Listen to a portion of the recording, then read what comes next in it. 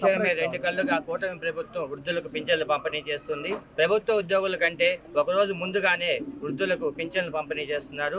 ఇక్కడ స్థానిక ఎమ్మెల్యే విజయ్ కుమార్ గారు ఉన్నారు. ఆయన అడిగి ఆయన అభివృద్ధి కోసం తీసుకున్న నిర్ణయాలు, ఈరోజు పింఛన్ల పంపిణీలో వృద్ధుల మొహాల్లో చూసిన సంతోషాన్ని ఆయన ఎలా చెప్తారో అడిగి తెలుసుకుందాం. సార్ విజయ్ కుమార్ గారు, ఇప్పుడు మీరు పింఛన్లు పంపిణీ చేశారు, ఇప్పుడు వృద్ధులు చూస్తున్నారు, మీకు ఎలా ఉంది? ఇది ఏంటంటే కూటమి ప్రభుత్వం వచ్చిన తర్వాత పెన్షన్లు అనేది పేదవారికి అది అతి ముఖ్యమైన సంక్షేమ కార్యక్రమంగా ప్రభుత్వం భావిస్తూ ఉంది. అందుకని ఎవరికి జీతాలు రాకపోయినా కానీ వాళ్ళకి 1వ తారీఖు ఒకటో తారీఖు సెలవు అయితే 31వ తారీఖులోనే ఈరోజు పెన్షన్ ఇస్తాం. ఒకటి మీరు అర్థం చేసుకోవాల్సింది ఏంటంటే 4,000 రూపాయలు, 6,000 రూపాయలు, 10,000, 12,000 చాలామందికి పెన్షన్ ఇస్తూ ఉన్నారు. మన దేశంలోనే అతి ఎక్కువ పెన్షన్లు ఇచ్చే ప్రభుత్వం మనదే. అంటే 4,000 రూపాయలు ఎక్కడ ఇవ్వటం లేదు. అటు తెలంగాణ గవర్నమెంట్ ఇవ్వటం లేదు, అటు బాంబేలో అన్ని డబ్బులు ఉన్నాయి. దీన్ని బట్టి మీరు అర్థం చేసుకోవాల్సింది ఏంటిదంటే రాష్ట్రం ఎంత ఆర్థిక ఇబ్బందిలో ఉన్నా కూడా పేద ప్రజలు పెన్షన్లు చాలా ముఖ్యమని ఈరోజు 4,000 రూపాయలు ఇస్తాము.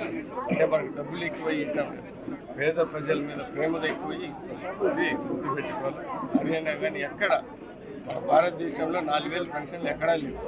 సో అది గుర్తుపెట్టి అదే కాకుండా 1వ తారీఖు ఇస్తున్నాం. ఎందుకంటే ఇది బాగా పేదవాళ్ళకి బాగా ఉపయోగపడుతుందనే ఉద్దేశం. ఇది సంక్షేమ కార్యక్రమం పేదలకి ప్రభుత్వం అనే ఉద్దేశంతో ఇది చేస్తూ ఉన్నది ఒక్కరు గమనించాలి.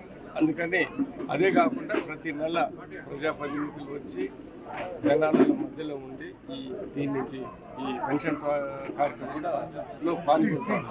ఎందుకంటే ఇది ప్రభుత్వానికి ఇది చాలా ముఖ్యమైన కార్యక్రమం. ప్రజల మధ్యలో మనం ఉండాలనే ఉద్దేశంతో చేస్తాం అనేది నేను గుర్తు చేయాలి. ఇటు సంక్షేమ కార్యక్రమాలే కాకుండా అభివృద్ధి కార్యక్రమాలు కూడా బ్రహ్మాండంగా జరుగుతూ ఉన్నాయి. ఈరోజు ఈ మద్దిపాడు పంచాయతీకే దగ్గర 6 కోట్ల రూపాయలు ఈరోజు జరుగుతుంది. ఎవరు ఊహించని విధంగా అటు మేము ఔటర్ రింగ్ రోడ్ అని పెట్టుకున్నాం. అదొకటి బీసీ కాలనీ ఒక దగ్గర 2 కోట్ల రూపాయలు. అటు ఇంద్రమ్మ కాలనీలో సిమెంట్ రోడ్లు, దాంతో నందిపాడు నుంచి మద్దిపాడు మెయిన్ రోడ్డు. ఇప్పుడే వీళ్ళు కాలువలు కూడా అడిగారు. ఎందుకంటే ఎలక్షన్ టైంలో కాలువలు సరిగ్గా కట్టలేదని ఆ రోజు మా దృష్టికి తీసుకొని వచ్చారు. ఈరోజు సమయము సందర్భము అదృష్టం వచ్చింది కాబట్టి 50 లక్షలు మాకేదో సపరేట్ ఫండ్ వస్తే అది గుర్తుపెట్టుకొని ఈ కాలనీకి ఇచ్చామని ఈ సందర్భంగా తెలియజేస్తున్నాను. ఈరోజు తెలుగుదేశం కూటమి ప్రభుత్వం అటు అభివృద్ధి, ఇటు సంక్షేమ కార్యక్రమం సమానంగా ముందుకు తీసుకోవాలని ప్రతి ఒక్కరూ సంతోషంగా ఉండాలని మేము ప్రయత్నిస్తున్నాం. ఇక్కడ ప్రత్యేకంగా మన కాన్స్టిట్యున్సీ వరకు వస్తే ఏ కాన్స్టిట్యున్సీకి తప్పకుండా అభివృద్ధి సంక్షేమ కార్యక్రమాలు పనిచేసే విధంగా ఇటు మేము తెలుగుదేశం పార్టీ కూటమి నాయకులు అధికారులు ముందుకెళ్తామని. ఇంకొక విషయం సార్, యాక్చువల్గా 2018-19 మధ్య కాలంలో తెలుగుదేశం పార్టీ ప్రభుత్వం పేదలకు ఇల్లు మంజూరు చేసింది. ఆ నిధులను వైసీపీ ప్రభుత్వం ఆపేయడం జరిగింది. ప్రస్తుతం 6 ఏళ్ళు అవుతుంది. 49 కోట్ల రూపాయలు పెండింగ్ ఉన్నాయి ఒక ప్రకాశం జిల్లాలో. దీనికి సంబంధించి దీన్ని సీఎం దృష్టికి తీసుకెళ్లే అవకాశం సీఎం గారి దృష్టిలో ఆల్రెడీ ఉంది, తీసుకొని వెళ్ళటం ఆల్రెడీ ఉంది.